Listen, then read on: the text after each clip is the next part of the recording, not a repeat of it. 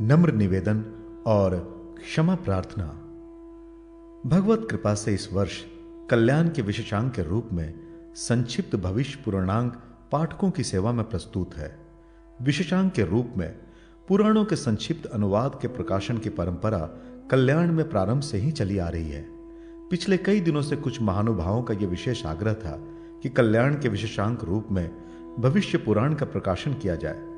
यह बात हमें भी अच्छी लगी, क्योंकि 18 महापुराणों के अंतर्गत भविष्य पुराण भी 9वें महापुराण में परिगणित है। साथ ही चतुर्वर्ग चिंतामणि, व्रतार्क, दान सागर, व्रत रत्नाकर, जयसिंह कल्पद्रुम आदि सभी प्राचीन निबंध ग्रंथों में व्रत, दान एवं धार्मिक अनुष्ठान के प्रकरण में मूल श्लोकों का संदर्भ भी भविष्य पुराण का ही प्राय मिलता है। इन सब कारणों से इस पुराण की श्रेष्ठता और महत्व विशेष रूप से परिलक्षित होने पर भी सामान्य जन इसकी विषय वस्तु से अनभिज्ञ जैसे ही हैं। इसलिए स्वाभाविक रूप से यह प्रेरणा हुई कि भविष्य पुराण की कथा वस्तु को जनता जनार्दन के प्रकाश में लाने के लिए इस बार इसी महापुराण का संक्षिप्त अनुवाद विशेषांक के रूप में प्रस्तुत किया जाए। इस प्रेरणा के अनुसार ही यह निर्णय कार्य रूप में परिणत हुआ। वास्तव में भविष्य पुराण सौर प्रधान ग्रंथ है। इसके अधिष्ठात्र देव भगवान सूर्य हैं। सूर्य नारायण प्रत्यक्ष देवता हैं। उनसे ही संसार को प्रकाश, उष्मा, प्राण शक्ति, वृष्टि, अन्न और अन्य जीवन उपयोगी सामग्रियां उपलब्ध होती है। उनके बिना पूरा विश्व अंधकार में विलीन होकर प्रलय को प्राप्त हो जाएगा। सूर्योदय के बाद ही दिशाओं, नगर, पर्वत, ग्राम, मनुष्य और पशु पक्षियों का विभाजन और उनकी पहचान स्पष्ट होती है। अन्यथा सारा जगत दृष्टिविहीन और परिचय शून्य हो जाए। इस पुराण तथा अन्य पुराणों एवं वैदिक संहिताओं के अनुसार सूर्य है वृक्ष, लता, गुल्म, पशु पक्षी और देवता तथा मनुष्यों के प्राण हैं। इसलिए इनकी उपासना से सभी प्रकार की सिद्धियां प्राप्त हो, आयु, आरोग्य की प्राप्ति हो, तो इसमें क्या आश्चर्य है। तीनों संध्याओं में इन्हीं की उपासना की जाती है। भविष्य पुराण में कहा गया है कि संध्या में दीर्घ काल तक सूर्योपासना करके ऋषि मुनियों ने दीर्घ आयु प्राप्त की थी। संपूर्ण ज्योतिष चक्र और ज्योतिष शास्त्र के घड़ी घंटे आदि के मूल निर्देशक सूर्य ही है। भगवान सूर्य की महिमा का विस्तृत वर्णन इसी पुराण में उपलब्ध होता है। इसके ब्राह्म पर्व में कई चमत्कारिक वर्णन प्राप्त होते हैं, जिन्हें बार बार पढ़ने पर भी आकर्षण बना ही रहता है। इसी प्रकार मध्यम पर्व की कर्मकांडीय सामग्री, प्रतिसर्ग पर्व की ऐतिहासिक सामग्री और भक्तों के चरित्र बड़े भव्य और आकर्षक है। उत्तर पर्व के व्रत, धर्म, दान, सदाचार तथा देवोपासना आदि के निर्देशक सभी अध्याय बार बार माननीय और शिक्षाप्रद हैं।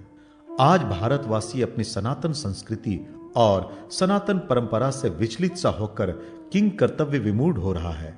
वो अपने आदर्श सर्वेश्वरवाद तथा सर्वभूतात्मवाद के पवित्र सिद्धांत को भूलकर एक देश विशेष की पार्थिव सीमा में अपने को आबद्ध कर मोहित हो गया है और इसी को राष्ट्रीयता और देश प्रेम के नाम से पुकारता है और उसी देश विशेष की केवल आर्थिक स्वतंत्रता को ही स्वराज्य मानकर उसकी प्राप्ति के प्रयत्न में ही अपने कर्तव्य की इतिश्री मानने लगा है।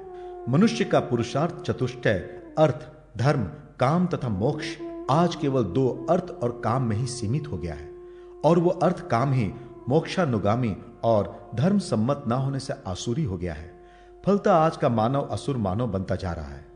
उसकी धर्म पर आस्था नहीं, भगवान पर विश्वास नहीं, मनमाना आचरण करने में ही उसे गौरव का बोध होता है। सब और आज यही यथेच्छाचार और यही अधिकार तथा अर्थ की अपार लिप्सा एवं व्यक्तिगत स्वार्थ की पापमयी प्रवृत्ति बढ़ती जा रही है। सभी प्रायः प्रमत्त हैं। क्षुद्र स्वार्थ की सिद्धि के लिए क्रूरता, निर्दयता, हिंसा और हत्या का आश्रय आतंकवाद के नाम पर धड़ल्ले से लिया जा रहा है। ऐसे नाजुक समय में पुराण जैसे आध्यात्मिक ग्रंथों के प्रचार प्रसार, पठन पाठन और आलोडन से ही देश में शांतिमय वातावरण, सुस्थिरता और सन्मार्ग पर चलने की प्रवृत्ति जागृत हो सकती है। पुराणों में भक्ति, ज्ञान, वैराग्य, सदाचार के साथ साथ यज्ञ, व्रत, दान, तप, तीर्थ सेवन, देव पूजन, श्राद्ध तर्पण आदि शास्त्र विहित शुभ कर्मों में तथा पारस्परिक उत्तम व्यवहार में जन साधारण को प्रवृत्त करने के लिए उनके लौकिक एवं परलौकिक फलों का वर्णन किया गया है। भविष्य पुराण में भी इन सब विषयों का तथा इनके अतिरिक्त अन्य कई विषयों का समावेश हुआ है। पाठकों की सुविधा के लिए भविष्य पुराण के भावों का सार संक्षेप इस विशेषांक के प्रारंभ में लेख रूप में प्रस्तुत किया गया है।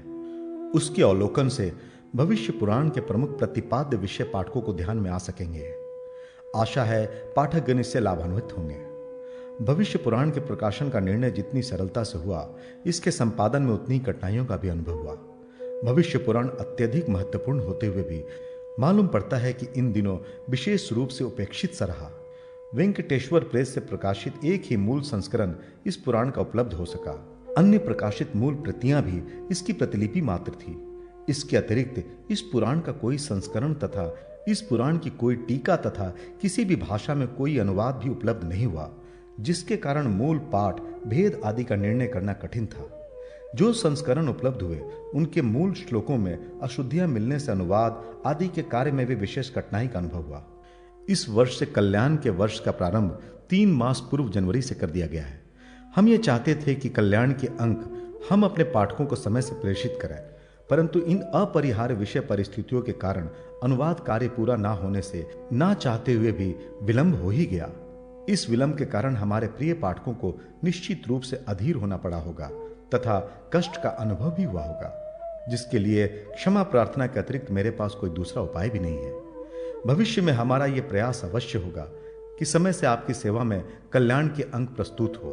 भविष्य पुराण की इस संक्षिप्त अनुवाद का कलेवर विशेषांक की पृष्ठ संख्या से अधिक होने के कारण 3 परिशिष्टांकों में यह पूर्ण हो सकेगा। ये परिशिष्टांक पाठकों की सेवा में यथा समय प्रेषित होंगे। इस संघ के संपादन में जिन महानुभावों ने हमारी सहायता की है, उनके हम हृदय से कृतज्ञ हैं।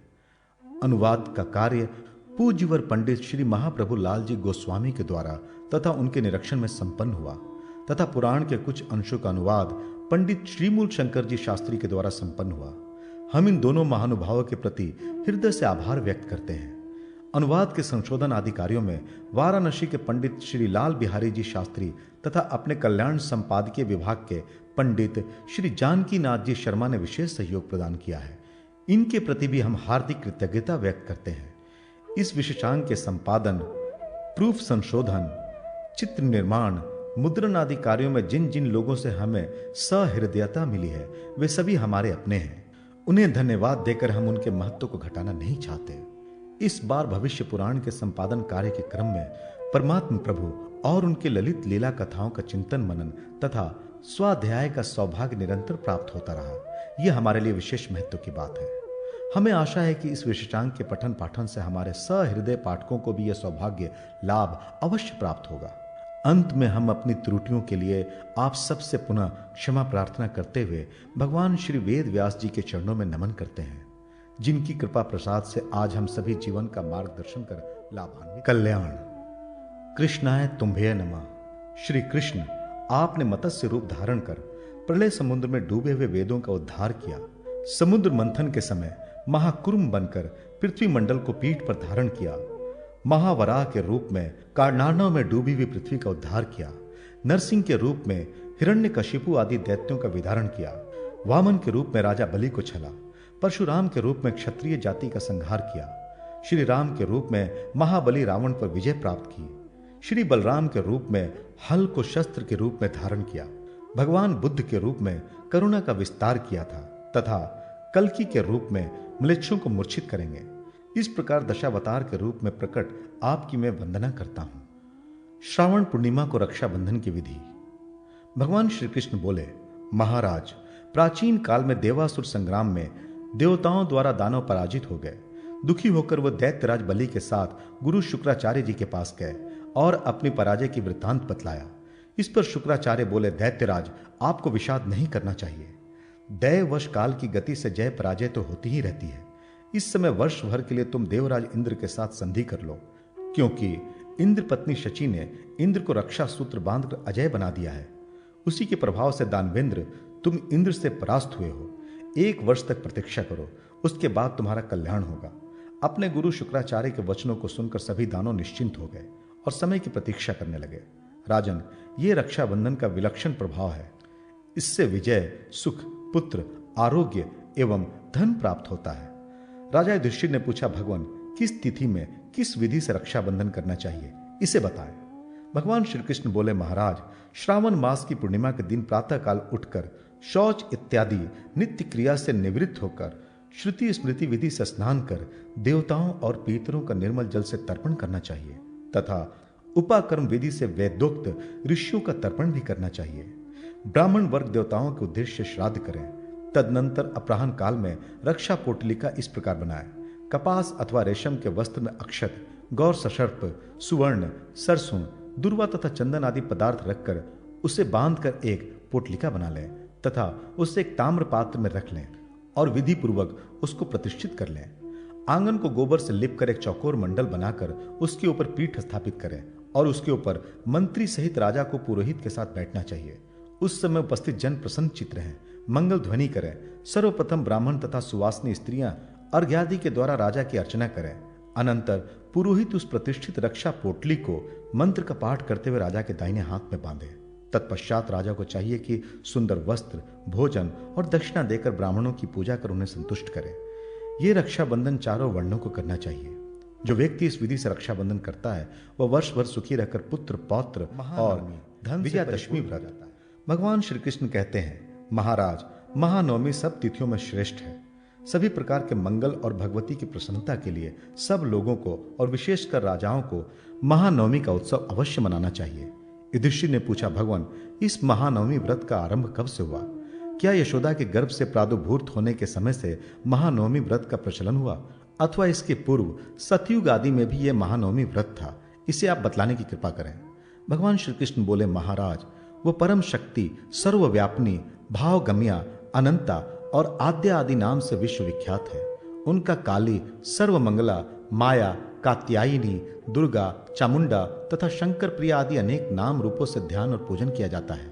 देव, दानव, राक्षस, गंधर्व, नाग, यक्ष, किन्नर, नर आदि सभी अष्टमी तथा नवमी को उनकी पूजा अर्चना करते हैं। कन्या के सूर्य में आश्विन मास के शुक्ल पक्ष में अष्टमी को यदि यह मूल नक्षत्र हो तो उसका नाम महानवमी है। यह महानवमी तिथि तीनों लोकों में अत्यंत दुर्लभ है।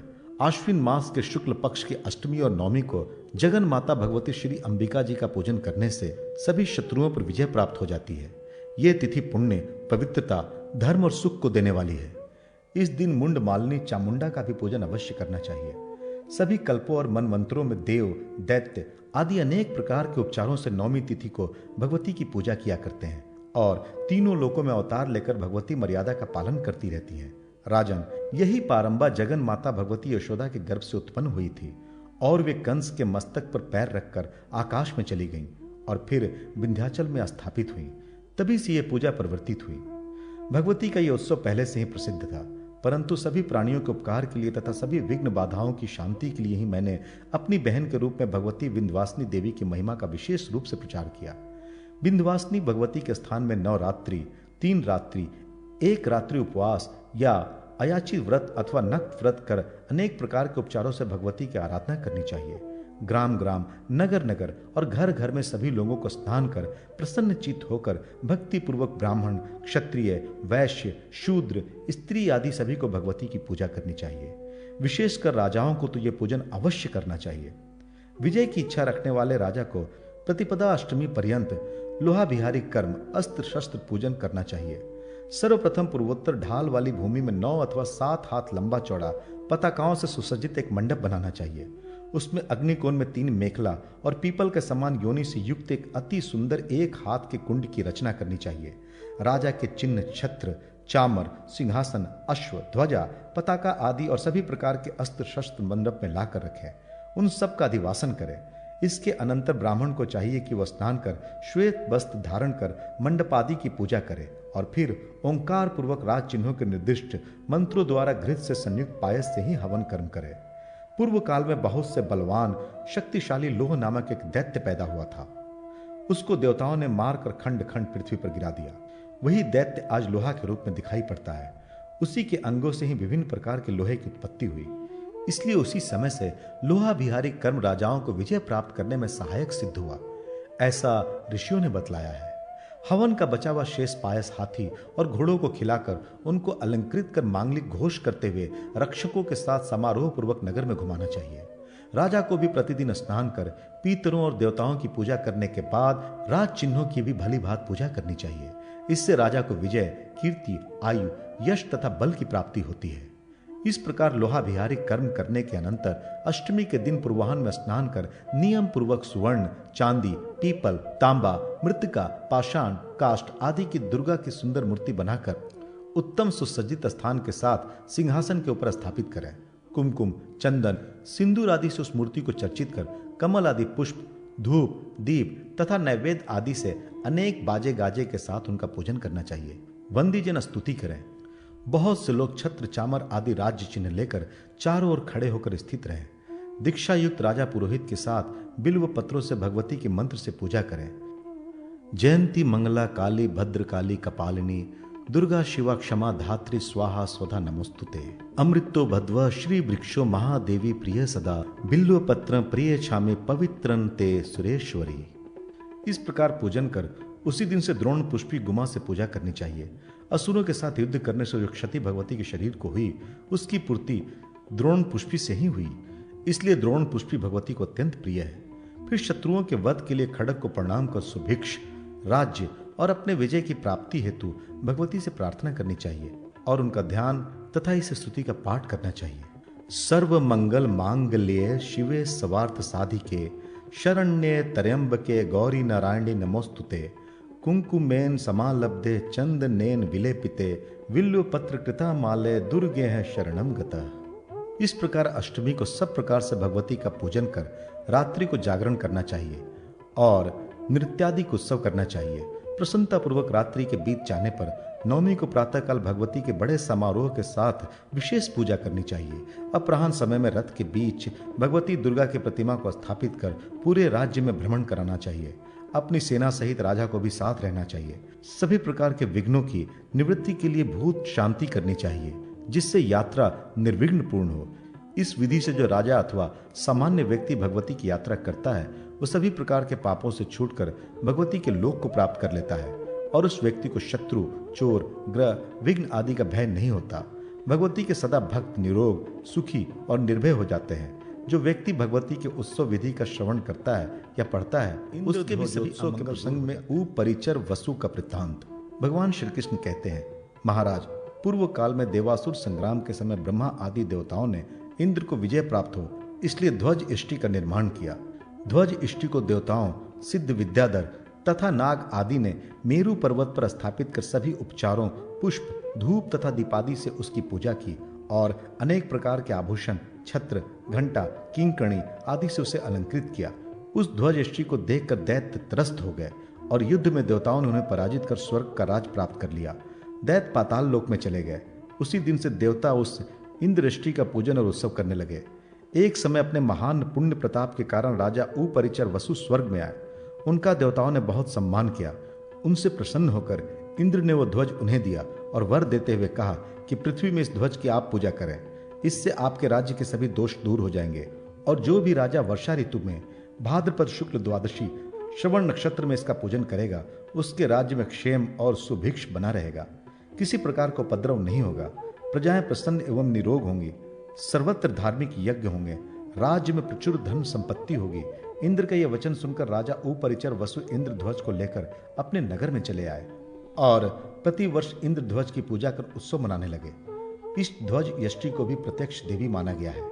अब मैं इंद्र ध्वज के उत्सव की विधि बताता हूँ। 20 हाथ लंबे, सुपुष्ट, उत्तम काष्ठ की एक यष्टि बनाकर उसे सुंदर रंग बिरंगे वस्त्रों से सुसज्जित करें। उसमें 13 आभूषण लगवाएं। पहला आभूषण पिटक चौकोर होता है, इसे लोकपाल पिटक कहते हैं। दूसरा आभूषण लाल रंग का वृत्ताकार होता है। इसी प्रकार अन्य देव संबंधी पिटकों को निर्माण कर तथा यष्टि में बांधकर कुशा, पुष्पमाला, घंटा, चामर आदि से समन्वित उस ध्वज को स्थापित करें। अनंतर हवन कराकर गुड़ से युक्त मिष्ठान और पायस ब्राह्मणों को भोजन कराएं। भोजनोपरांत उन्हें दक्षिणा दें। उस ध्वज को धीरे से खड़ा कर स्थापित कर दें। 9 दिन या 7 दिन तक उत्सव मनाना चाहिए। अनेक प्रकार के नृत्य, गायन, वादन कराते हुए मल्ल युद्ध आदि उत्सव भी कराने चाहिए। वस्त्राभूषण तथा स्वादिष्ट भोजनादि से सभी लोगों को संतुष्ट कर सम्मानित करना चाहिए। रात्रि को जागरण कर ध्वज की भली भांति रक्षा करनी चाहिए। इंद्र ध्वज का पूजन, अर्चन तथा उत्सव आदि कार्य संपन्न करना चाहिए। यदि 1 वर्ष करने के बाद दूसरे वर्ष किसी व्यवधान के कारण पूजनादि कार्य ना हो सके तो पुनः 12 वर्ष बाद ही करना चाहिए। ध्वज के अंग भंग होने पर अनेक प्रकार के उपद्रव प्रारंभ हो जाते हैं। यदि ध्वज पर कौवा बैठ जाए तो दुर्भिक्ष पड़ता है। उलूक बैठे तो राजा की मृत्यु हो जाती है, कपोत बैठे तो प्रजा का विनाश होता है। इसलिए सावधान होकर उसकी रक्षा करनी चाहिए और भक्ति पूर्वक इंद्र ध्वज का उत्थापन कर पूजन करना चाहिए। यदि प्रमादवश ध्वज गिर पड़े या टूट जाए तो सोने अथवा चांदी का ध्वज बनाकर उसका उत्थापन और अर्चन कर शांतिक पौष्टिक आदि कर्म संपन्न करवाए। ब्राह्मण को भोजन आदि से संतुष्ट करना चाहिए। इस विधि से जो राजा इंद्रध्वज की यात्रा एवं पूजा करता है उसके राज में यथेष्ट वृष्टि होती है। मृत्यु और अनेक प्रकार की इति भीति आदि दुर्योगों कष्टों का भय नहीं रहता तथा राजा शत्रुओं को पराजित कर चीरकाल तक राज्य सुख भोग कर अंत समय में इंद्रलोक को भगवान श्री कृष्ण ने कहा, महाराज, पूर्व काल में भगवान विष्णु ने वामन रूप धारण कर दानवराज बलि को छल कर इंद्र को राज्य का भार सौंप दिया और राजा बलि को पाताल लोक में स्थापित कर दिया। भगवान ने बलि के यहाँ सदा रहना स्वीकार किया। कार्तिक की अमावस्या को रात्रि में सारी पृथ्वी पर दैत्यों के यथेष्ट चेष्टाएं होती है। युधिष्ठिर ने पूछा, भगवान, कौमुदी तिथि की विधि को विशेष रूप से बताने की कृपा करें। उस दिन किस वस्तु का दान किया जाता है, किस देवता की पूजा की जाती है तथा कौन सी क्रीड़ा करनी चाहिए। भगवान श्री कृष्ण बोले, राजन, कार्तिक मास के कृष्ण पक्ष की चतुर्दशी को प्रभात के समय नरक के भय को दूर करने के लिए स्नान अवश्य करना चाहिए। अपा मार्ग चिड़ा के पत्र सिर के ऊपर मंत्र पढ़ते हुए घुमाए। इसके बाद धर्मराज के नामों यम, धर्मराज, मृत्यु, वैवस्वत, अंतक, काल तथा सर्वभूत तक्षय का उच्चारण कर तर्पण करें। देवताओं की पूजा करने के बाद नरक से बचने के उद्देश्य से दीप जलाएं। प्रदोष के समय शिव, विष्णु, ब्रह्मा आदि के मंदिर में कोष्ठागार, चैत्य, सभा मंडप, नदी तट, महल, तड़ाग, उद्यान, वापी, मार्ग, हस्तिशाला तथा अश्वशाला आदि स्थानों में दीप प्रज्वलित करनी चाहिए। अमावस्या के दिन प्रातःकाल स्नान कर देवता और पितरों को भक्ति पूर्वक पूजन तर्पण आदि करें तथा पार्वण श्राद्ध करें। अनंतर ब्राह्मण को दूध, दही, घृत और अनेक प्रकार के स्वादिष्ट भोजन कराकर दक्षिणा प्रदान करें और उन्हें संतुष्ट करें। अपराह्न काल में राजा द्वारा अपने राज्य में घोषित कराना चाहिए कि आज इस लोक में बलि का शासन है। नगर के सभी लोगों को अपने सामर्थ्य के अनुसार अपने घर को स्वच्छ साफ सुथरा करके नाना प्रकार के रंग बिरंगे तोरण, पताकाओं, पुष्पमालाओं तथा बंधनवारों से सजाना चाहिए। नगर के सभी लोगों अर्थात नर नारी, बाल वृद्ध आदि को चाहिए कि सुंदर उत्तम वस्त्र पहनकर कुमकुम, चंदन आदि का लेप लगाकर तांबुल का भक्षण करते हुए आनंद पूर्वक नृत्य गीत आदियों का आयोजन करें। इस प्रकार अतीव उल्लास से एवं प्रीति पूर्वक इस दिन को दीपोत्सव मनाना चाहिए। प्रदोष के समय दीप माला प्रज्वलित कर अनेक प्रकार के दीप वृक्ष खड़े करने चाहिए। उस समय राक्षस लोक में विचरण करते हैं। उनके भय को दूर करने के लिए श्रेष्ठ कन्याओं को दीप वृक्षों पर तंडुल, धान का लावा फेंकते हुए दीपकों से निराजन करना चाहिए। दीप मालाओं को जलाने से प्रदोष वेला दोष रहित हो जाती है और राक्षस आदि का भय दूर हो जाता है। इस प्रकार अति शोभा संपन्न नगर की शोभा देखने के उद्देश्य से राजा को अपने मित्र, मंत्री आदि के साथ अर्धरात्रि के समय धीरे धीरे पैदल ही चलना चाहिए। राज कर्मचारी भी हाथ में प्रज्वलित दीपक लिए रहे। पूरे नगर की रमणीयता देखकर राजा को यह मानना चाहिए कि राजा बलि मेरे ऊपर आज प्रसन्न हो गए होंगे। फिर राजा अपने महल में वापस आ जाए। आधी रात बीत जाने पर जब सब लोग निद्रा में हो उस समय घर की स्त्रियों को चाहिए कि वे सूप बजाते हुए घर भर में घूमती हुई आंगन तक आएं और इस प्रकार वे दरिद्रा अलक्ष्मी का अपने घर से निस्सारण कर दे। प्रातःकाल होते ही राजा को चाहिए कि वस्त्र, आभूषण आदि देकर ब्राह्मणों सत्पुरुषों को संतुष्ट करें और भोजन, तांबुल देकर मधुर वचनों से पंडितों का सत्कार करें तथा सामंत, सिपाही और सेवक आदि को आभूषण, धन देकर संतुष्ट करें तथा अनेक प्रकार के मल्ल क्रीड़ा आदि का आयोजन करें। राजा को मध्याह्न के अनंतर नगर के पूर्व दिशा में ऊंचे स्तंभ अथवा वृक्षों पर कुश और काश की बनी मार्गपाली बांधकर उसकी पूजा करें। फिर हवन करें। अपनी प्रजा को भोजन देकर संतुष्ट करें। उस समय राजा को मार्गपाली की आरती करनी चाहिए। ये आरती विजय प्रदान करती है। उसके बाद गाय, बैल, हाथी, घोड़ा, राजा, राजपुत्र, ब्राह्मण, शूद्र आदि सभी लोगों को उस मार्गपाली के नीचे से निकलना चाहिए। मार्गपाली को बांधने वाला अपने दोनों कुलों का उद्धार करता है। इसका लंघन करने वाले वर्ष भर सुखी और निरोग रहते हैं। फिर भूमि पर 5 रंगों से मंडल लिखकर उसके मध्य में प्रसन्नमुख, द्विभुज, कुंडल धारण करने वाले कुष्मांड, बाण तथा मूर आदि दानवों के साथ सर्वाभरण भूषित रानी विंध्यावली सहित राजा बलि की मूर्ति की स्थापना करें और कमल, कुमुद, कहलार, रक्त कमल आदि पुष्पों तथा गंध, दीप, नैवेद्य, अक्षत और दीपकों तथा अनेक उपहारों से राजा बलि की पूजा कर प्रार्थना करें। इस प्रकार पूजन कर रात्रि को जागरण पूर्वक महोत्सव करना चाहिए। नगर के लोग अपने अपने घर में शैया में श्वेत तांडुल बांधकर राजा बलि को उसमें स्थापित कर फल पुष्पादि से पूजन करें और बलि के उद्देश्य से दान करें, क्योंकि राजा बलि के लिए जो व्यक्ति दान देता है उसका दिया हुआ दान अक्षय हो जाता है। भगवान विष्णु ने प्रसन्न होकर बलि से पृथ्वी को प्राप्त किया और ये कार्तिकीय अमावस्या तिथि राजा बलि को प्रदान की। उसी दिन से यह कौमुदी का उत्सव प्रवृत्त हुआ है। ये तिथि सभी उपद्रव, सभी प्रकार के विघ्न, शोक आदि को दूर करने वाली है। धन, पुष्टि, सुख आदि प्रदान करती है। कु ये पृथ्वी का वाचक शब्द है और मुदी का अर्थ होता है प्रसन्नता, इसलिए पृथ्वी पर सबको हर्ष देने के कारण इसका नाम कौमुदी पड़ा। जो राजा वर्ष भर में एक दिन राजा बलि का उत्सव करता है उसके राज्य में रोग, शत्रु, महामारी और दुर्भिक्ष का भय नहीं होता। सुभिक्ष, आरोग्य और संपत्ति की वृद्धि होती है। इस कौमुदी तिथि को जो व्यक्ति जिस भाव में रहता है उसे वर्ष भर उसी भाव की प्राप्ति होती है। यदि व्यक्ति उस दिन रुदन कर रहा है तो रुदन, हर्षित है तो हर्ष, दुखी है तो दुख, सुखी है तो सुख, भोग से भोग, स्वस्थता से स्वस्थता तथा दीन रहने से दीनता की प्राप्ति होती है।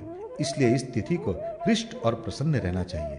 यह तिथि वैष्णवी भी है, दानवी भी है और पैतृकी भी है। दीपमाला के दिन जो व्यक्ति भक्ति से राजा बलि का पूजन अर्चन करता है वह वर्ष भर आनंद पूर्वक सुख से व्यतीत करता है और उसके सारे पौष्टिक कर्मों तथा 9 ग्रह शांति की विधि का वर्णन। युधिष्ठिर ने कहा, भगवान आप सर्वज्ञ हैं, इसलिए आप ये बताने की कृपा करें कि संपूर्ण कामनाओं की अविचल सिद्धि के लिए शांतिक एवं पौष्टिक कर्मों का अनुष्ठान किस प्रकार करना चाहिए। भगवान श्री कृष्ण बोले, राजन, लक्ष्मी की कामना वाले तथा शांति के अभिलाषी तथा वृष्टि, दीर्घायु और पुष्टि की इच्छा से युक्त मनुष्य को ग्रह यज्ञ का समारंभ करना चाहिए। मैं संपूर्ण शास्त्रों का अवलोकन करने के पश्चात पुराणों एवं श्रुतियों द्वारा आदिष्ट इस ग्रह शांति का संक्षिप्त वर्णन कर रहा हूँ। इसके लिए ज्योतिष द्वारा बतलाए गए शुभ मुहूर्त में ब्राह्मण द्वारा स्वस्ति वाचन कराकर ग्रहों एवं ग्रहादि देवों की स्थापना करके हवन प्रारंभ करना चाहिए। पुराणों एवं श्रुतियों के ज्ञाता विद्वानों ने 3 प्रकार के ग्रह यज्ञ बतलाए हैं। पहला 10,000 आहुतियों का अयुद्ध होम, उससे बढ़कर दूसरा 1 लाख आहुतियों का लक्ष्य होम तथा संपूर्ण कामनाओं का फल प्रदान करने वाला तीसरा 1 करोड़ आहुतियों का कोटि होम होता है। 10,000 आहुतियों वाला ग्रह यज्ञ 9 ग्रह यज्ञ कहलाता है। इसकी विधि जो पुराणों एवं श्रुतियों में बतलाई गई है, प्रथम मैं उसका वर्णन कर रहा हूँ। यजमान मंडप निर्माण के बाद हवन कुंड की पूर्वोत्तर दिशा में स्थापना के लिए एक वेदी का निर्माण कराए, जो 2 बीता लंबी चौड़ी, 1 बीता ऊंची, 2 परिधियों से सुशोभित और चौकोर हो। उसका मुख उत्तर की ओर हो। पुनः कुंड में अग्नि की स्थापना करके उस वेदी पर देवताओं का आवाहन करें। इस प्रकार उस पर 32 देवताओं की स्थापना करनी चाहिए। सूर्य, चंद्र, मंगल, बुध, बृहस्पति, शुक्र, शनि, राहु, केतु ये लोगों के हितकारी ग्रह कहे गए हैं। इन ग्रहों की प्रतिमा क्रमशः तांबा, स्फटिक, रक्तचंदन, स्वर्ण, चांदी तथा लोहे से बनानी चाहिए। श्वेत चावलों द्वारा वेदी के मध्य में सूर्य की, दक्षिण में मंगल की, उत्तर में बृहस्पति की, पूर्वोत्तर कोण पर बुध की, पूर्व में शुक्र की, दक्षिण पूर्व कोण पर चंद्रमा की, पश्चिम में शनि की, पश्चिम दक्षिण कोण पर राहु की और पश्चिमोत्तर कोण पर केतु की स्थापना करनी चाहिए। इन सभी ग्रहों में सूर्य के शिव, चंद्रमा के पार्वती, मंगल के स्कंद, बुध के भगवान विष्णु, बृहस्पति के ब्रह्मा, शुक्र के इंद्र, शनिश्चर के यम, राहु के काल और केतु के चित्रगुप्त आदि देवता माने गए हैं।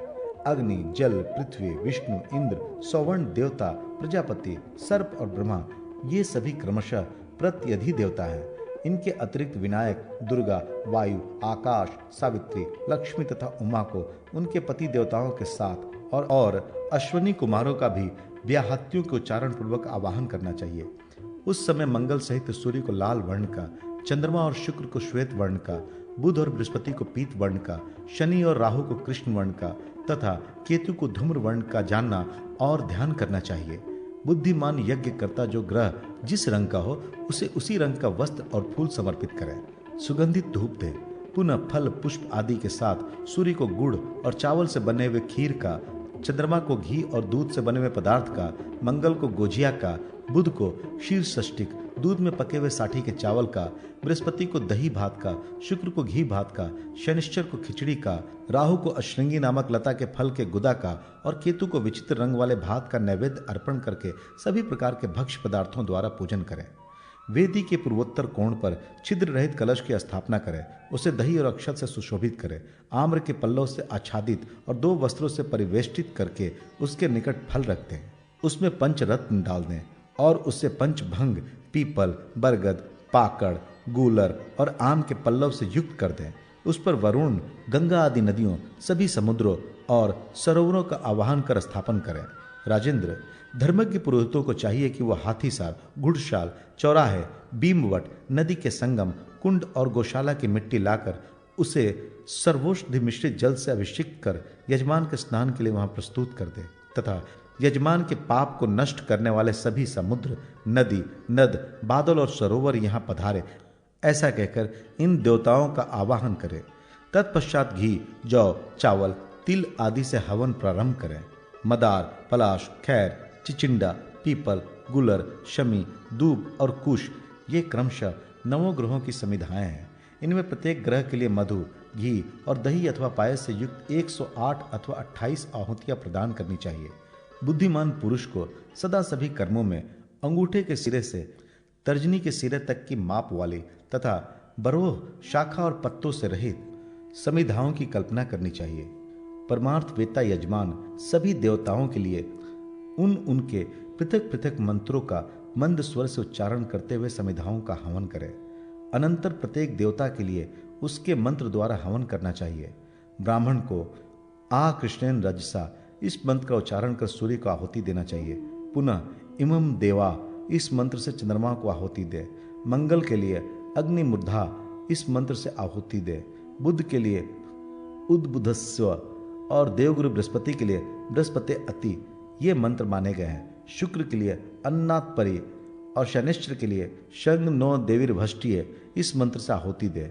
राहु के लिए कया नश्चित्र यह मंत्र कहा गया है तथा केतु की शांति के लिए केन्तु कृण्वन इस मंत्र का उच्चारण करना चाहिए। चरु आदि हवनीय पदार्थों में घी मिलाकर मंत्रोच्चारण पूर्वक हवन करना चाहिए। तत्पश्चात व्याहत्यों का उच्चारण करके घी की 10 आहुतियां अग्नि में डालें। पुनः श्रेष्ठ ब्राह्मण उत्तराभिमुख अथवा पूर्वाभिमुख बैठकर प्रत्येक देवता के मंत्रोच्चारण पूर्वक चरु आदि पदार्थों का हवन करे। फिर आ वो राजान मध्य वरस्य रुद्र इस मंत्र का उच्चारण कर रुद्र के लिए हवन और बलि देनी चाहिए। तत्पश्चात उमा के लिए आपो हीष्ठा इस मंत्र से, स्वामी कार्तिकेय के लिए स्योना इस मंत्र से, विष्णु के लिए इदम विष्णु इस मंत्र से, ब्रह्मा के लिए तमिशानम इस मंत्र से और इंद्र के लिए इंद्र मिद्यवताय इस मंत्र से आहुति दे। इस प्रकार यम के लिए आयम गौ इस मंत्र से हवन बतलाया गया है और काल के लिए ब्रह्मजज्ञानम ये मंत्र प्रशस्त माना गया है। अग्नि के लिए अग्निम द्रुत वणिम है यह मंत्र बतलाया गया है।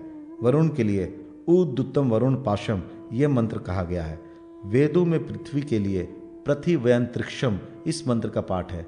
विष्णु के लिए सहस्त्र शीर्षा पुरुष यह मंत्र कहा गया है। हवन समाप्त हो जाने पर 4 ब्राह्मण अभिषेक मंत्रों द्वारा उसी जलपूर्ण कलश से पूर्व अथवा उत्तर मुख करके बैठे हुए यजमान का अभिषेक करें और ऐसा कहें, ब्रह्मा, विष्णु और महेश्वर ये देवता आपका अभिषेक करें। जगदीश्वर वसुदेव नंदन श्री कृष्ण, सामर्थ्यशाली संकर्षण बलराम, प्रद्युम्न और अनिरुद्ध ये सभी आपको विजय प्रदान करें।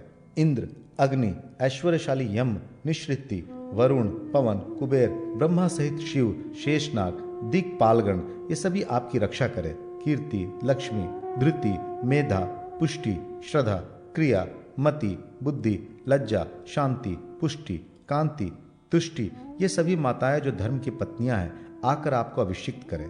सूर्य, चंद्रमा, मंगल, बुध, बृहस्पति, शुक्र, शनिश्चर, राहु और केतु ये सभी ग्रह प्रसन्नता पूर्वक आपको अभिषिक्त करें।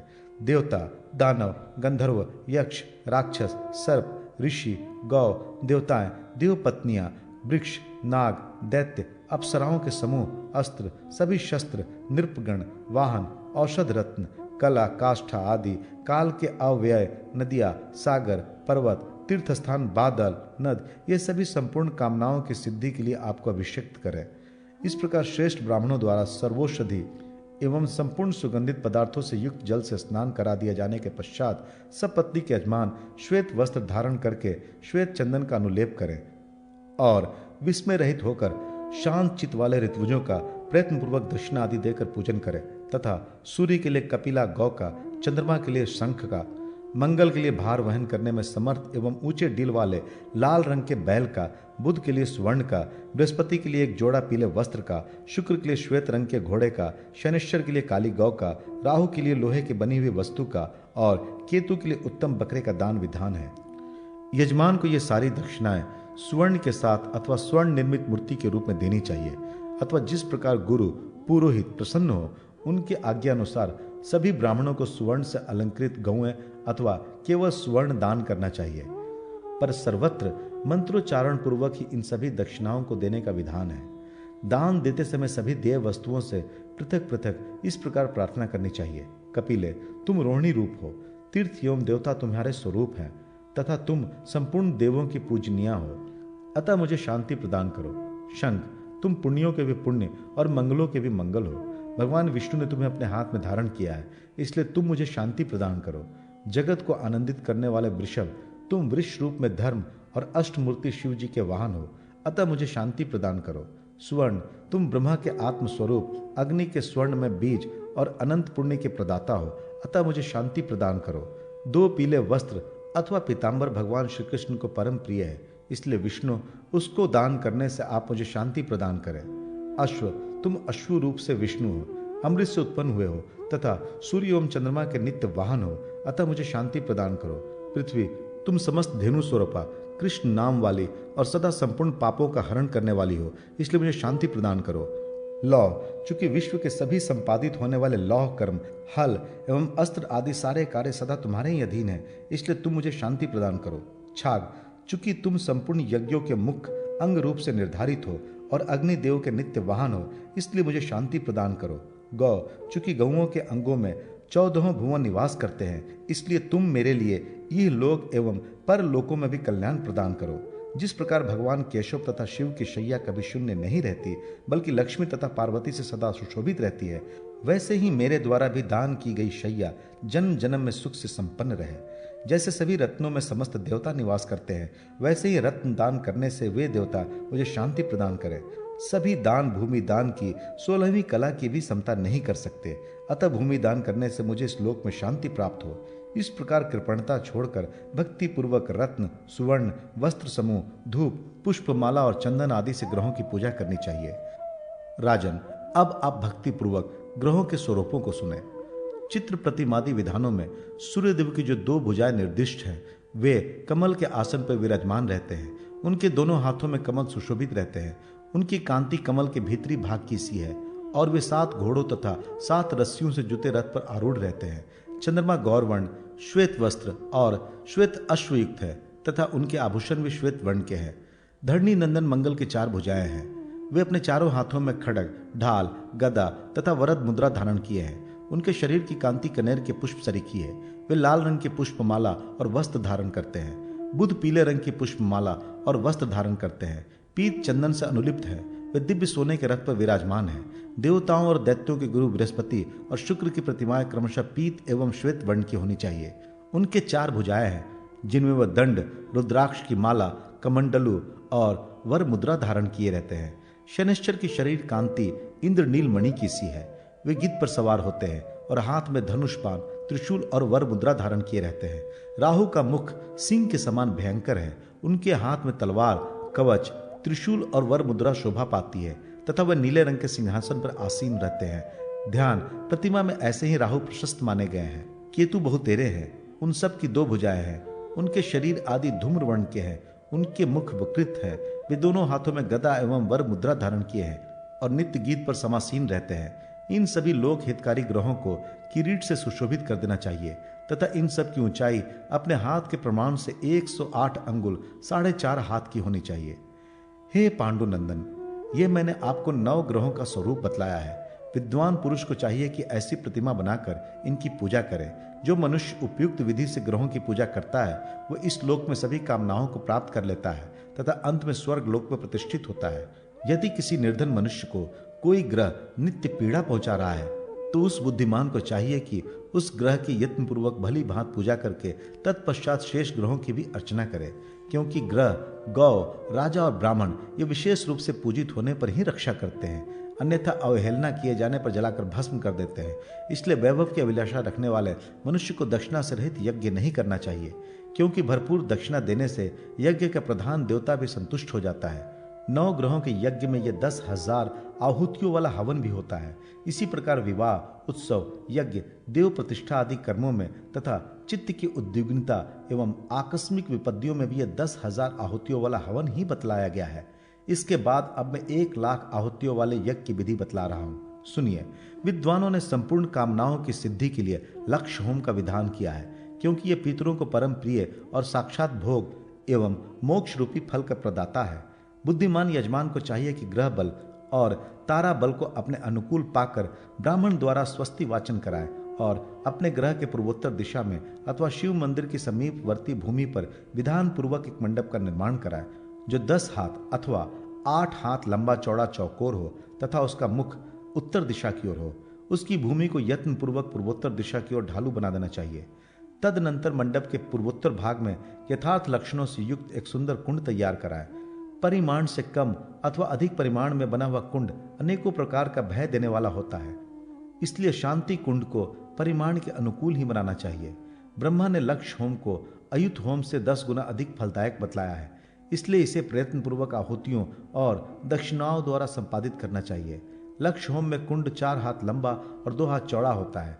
उसके भी मुख्य स्थान पर योनि बनी होती है और वो 3 मेखलाओं से युक्त होता है।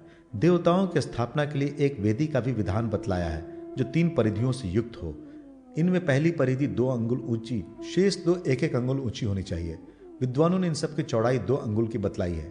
वेदी के ऊपर 10 अंगुल ऊंची एक दीवार बनाई जाए, उसी पर पहले की ही भांति फूल और अक्षतों से देवताओं का आवाहन किया जाए। राजेंद्र, अधि देवताओं एवं प्रतिधि देवताओं सहित सभी ग्रहों को सूर्य के सम्मुख ही स्थापित करना चाहिए, उत्तराभिमुख अथवा प्रांक मुख नहीं।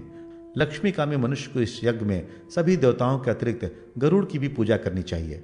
उस समय ऐसी प्रार्थना करनी चाहिए, गरुड़, तुम्हारे शरीर से सामवेद की ध्वनि निकलती रहती है। तुम भगवान विष्णु के वाहन और नित्य विष रूप पाप को हरने वाले हो, अतः मुझे शांति प्रदान करो। तत्पश्चात पहले की तरह कलश की स्थापना करके हवन आरंभ करें। 1,00,000 आहुतियों से हवन करने के पश्चात पुनः समिधाओं की संख्या के बराबर और अधिक आहुतियां डालें। फिर अग्नि के ऊपर घृत कुंभ से वसुर धारा गिराएं। वसुर धारा की विधि यह है, भुजा बराबर लंबी गुलर की लकड़ी से, जो खोखली ना हो तथा सीधी एवं गीली हो, स्त्रुआ बनवाकर उसे 2 खंभों पर रखकर उसके ऊपर अग्नि के ऊपर सम्यक प्रकार से घी की धारा गिराएं। उस समय अग्नि सूक्त, विष्णु सूक्त, रुद्र सूक्त और इंदु पाठ करना चाहिए तथा महावैश्वानर साम और जय शाम का गान करना चाहिए। तदुपरांत पूर्ववत यजमान स्नान कर स्वास्थ्य वाचन कराए तथा काम क्रोध रहित होकर शांति चित्त से पूर्ववत ऋत्वजों को पृथक पृथक दक्षिणा प्रदान करें। 9 ग्रह यज्ञ के अयुत होम में 4 वेद वेत्ता ब्राह्मणों को अथवा श्रुति के जानकार एवं शांत स्वभाव वाले 2 ही ऋत्वजों को नियुक्त करना चाहिए। विस्तार में नहीं फंसना चाहिए। इसी प्रकार लक्ष्य होम में अपने सामर्थ्य के अनुकूल मत्सर रहित होकर 10, 8 अथवा 4 ऋत्वजों को नियुक्त करना चाहिए। पांडव श्रेष्ठ, संपत्तिशाली यजमान को यथाशक्ति भक्ष्य पदार्थ, आभूषण, वस्त्रों सहित शैया, स्वर्ण निर्मित कड़े, कुंडल और अंगूठी आदि सभी वस्तुएं लक्ष्य होम में 9 ग्रह यज्ञ से 10 गुने अधिक देनी चाहिए। मनुष्य को कृपणतावश दक्षिणा रहित यज्ञ नहीं करना चाहिए।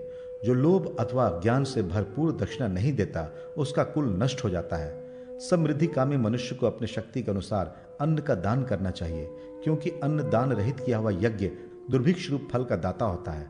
अन्नहीन यज्ञ राष्ट्र को, मंत्रहीन ऋतुवच को और दक्षिणा रहित यज्ञ यज्ञकर्ता को जलाकर नष्ट कर देता है। इस प्रकार विधिहीन यज्ञ के समान अन्य कोई शत्रु नहीं है।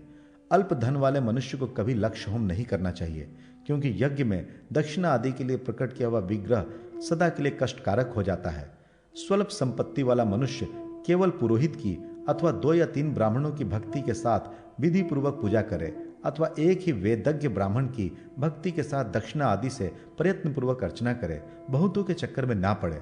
अधिक संपत्ति होने पर लक्ष्य होम करना चाहिए, क्योंकि यह अधिक लाभदायक है। इसका विधि पूर्वक अनुष्ठान करने वाला मनुष्य सभी कामनाओं को प्राप्त कर लेता है।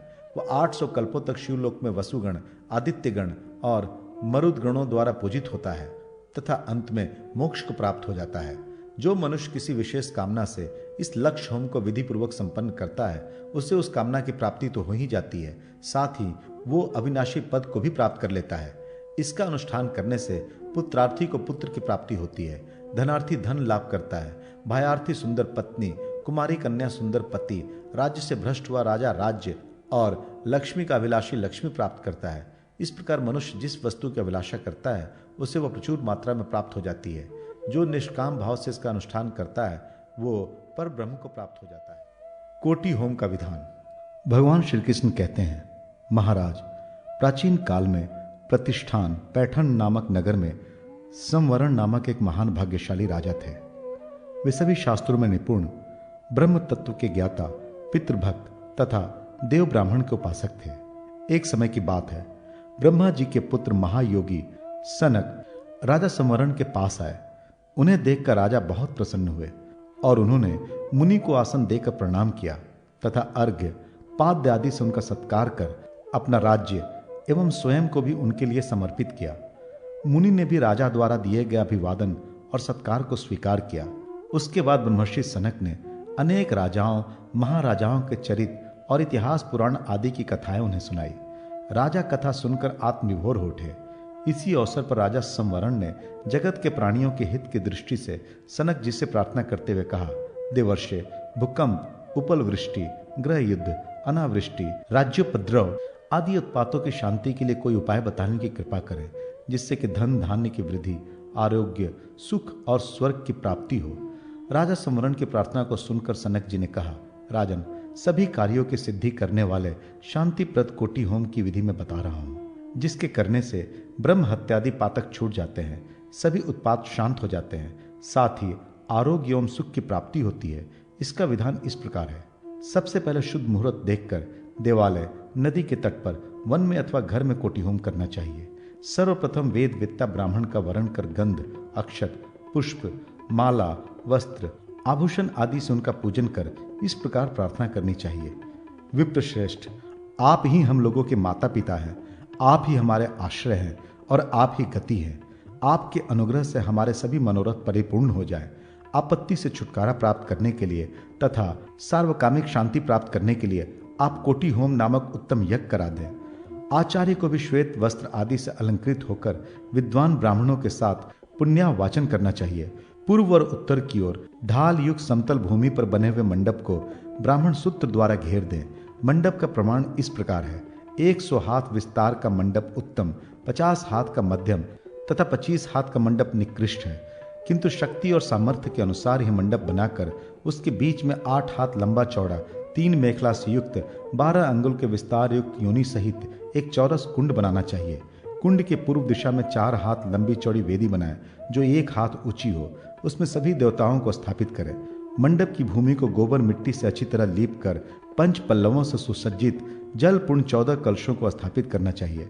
मंडप के ऊपर वितान और तोरण लगाना चाहिए। सब सामग्री एकत्रित कर पुण्यावाचन, स्वास्ति वाचन, जय शब्द पूर्वक शुद्ध दिन से पुरोहित को हवन प्रारंभ कर देना चाहिए। मंडप के पूर्व में ब्रह्मा, मध्य में विष्णु, पश्चिम में रुद्र, उत्तर में वसु, ईशान में ग्रह, अग्निकोण में मरुत और शेष दिशाओं में लोकपालों की वेदियों पर स्थापना करें। गंध, अक्षत, पुष्प, धूप, दीप, नैवेद्य आदि से वैदिक और पौराणिक मंत्रों द्वारा सबका अलग अलग पूजन और प्रार्थना करें। इसके पश्चात वेद पाठी ब्राह्मणों सहित विधान पूर्वक कुंड का संस्कार करें। कुंड में अग्नि प्रज्वलित कर उस अग्नि का नाम घृताशीर्ष रखें। विद्यावृद्ध, वयोवृद्ध, गृहस्थ, जितेंद्रिय, स्वकर्मनिष्ठ शुद्ध और ज्ञान शक्ति संपन्न 100 ब्राह्मणों को हवन के लिए नियुक्त करें, अथवा जिस संख्या में उत्तम ब्राह्मण उपलब्ध हो उनका ही वरण करना चाहिए। इसके बाद पंचमुख अग्नि का ध्यान करना चाहिए। नाम सहित उसकी 7 जिह्वाओं की पूजा करनी चाहिए। धुआं युक्त अग्नि में हवन करना व्यर्थ होता है, इसलिए प्रज्वलित अग्नि में ही हवन करना चाहिए। ऋग्वेदी ब्राह्मणों को पूर्वाभिमुख, यजुर्वेदी को उत्तराभिमुख, सामवेदी को पश्चिमाभिमुख और अथर्वण वेदी ब्राह्मण को दक्षिणाभिमुख बैठकर आघार और आज्य भाग की आहुतियां देनी चाहिए। पहले ब्रह्मा का स्थापन कर इस कर्म को आरंभ करना चाहिए। आदि में प्रणव लगाकर अंत में स्वाहा शब्द का उच्चारण कर व्याहतियों से हवन करना चाहिए। घी, काला तिल तथा जौ मिलाकर पलाश की समिधाओं से कोटि होम करना चाहिए। 1000 आहुति पूर्ण होने पर पूर्णाहुति करनी चाहिए। पुनः उसी प्रकार हवन करना चाहिए। इस विधि से कोटि होम करना चाहिए। इसमें 10,000 बार पूर्णाहुतियां दी जाती है। इसमें सभी ब्राह्मणों और यजमान को काम, क्रोध आदि दोषों से दूर रहना चाहिए। कोटि होम की विधि को सुनकर राजा संवरण ने कहा कि महर्षि, इस कोटि होम में बहुत अधिक समय लगेगा। इतने दिन तक संयम से रहना बहुत ही कठिन कार्य है। इसलिए कृपा कर आप कोटि होम की संक्षिप्त विधि बताने का कष्ट करें, जिससे कम समय में ही यह निर्विघ्न पूर्ण हो जाए। राजा के इस प्रकार के वचन को सुनकर सनक मुनि ने कहा, राजन, कोटि होम 4 प्रकार का होता है, शतमुख, दशमुख, द्विमुख और एकमुख। समयानुसार इन चारों में से जो भी होम हो सके वही करना चाहिए।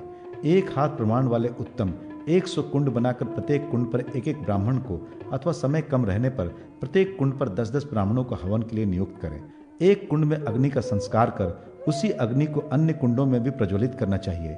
इस विधि द्वारा जो हवन किया जाता है उससे एक ही कोटि होम होता है, जो शतमुख होम कहलाता है।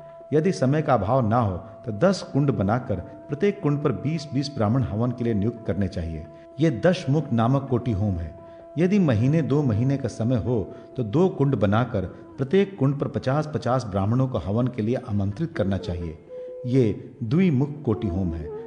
अधिक से अधिक समय हो तो एक कुंड में अग्नि स्थापन कर उत्तम कुलोत्पन्न वेद वेता सदाचारी ब्राह्मणों से हवन कराना चाहिए।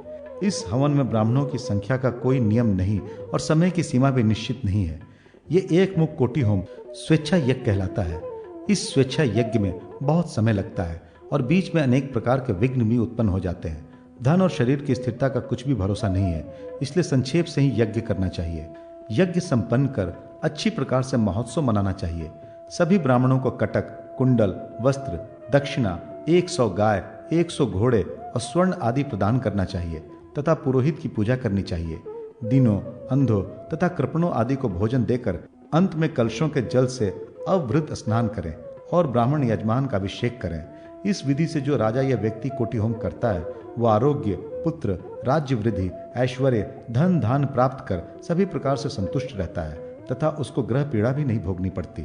राज्य में अनावृष्टि, उत्पात, महामारी, दुर्भिक्ष आदि कभी नहीं होते। सभी तरह के पाप और ग्रहों की पीड़ा को दूर करने वाला शांतिदायक ये कोटि होम है। इसको करने वाला व्यक्ति इंद्रलोक को प्राप्त कर लेता है।